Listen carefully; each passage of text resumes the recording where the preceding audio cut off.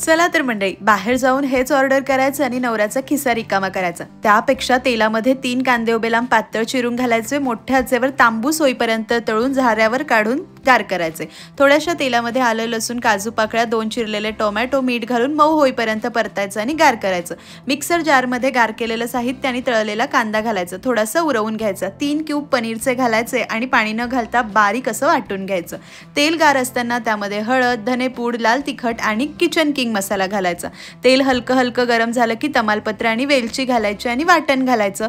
तेल सुटेपर्यंत परतून घ्यायचं। 1 वाटी फ्रोझन मटार घालून एकजीव करायचं, झाकण ठेवून 5 मिनिटं मसाला परतायचा। छान परतून झाला। आता ग्रेव्ही करण्यासाठी पाणी घालायचं, थोडंसंच पाणी घातलंय, मीठ घालायचं, साखर घालायची, मिक्स करून घ्यायचं आणि 5 ते 7 मिनिटं ग्रेव्ही शिजवून घ्यायची।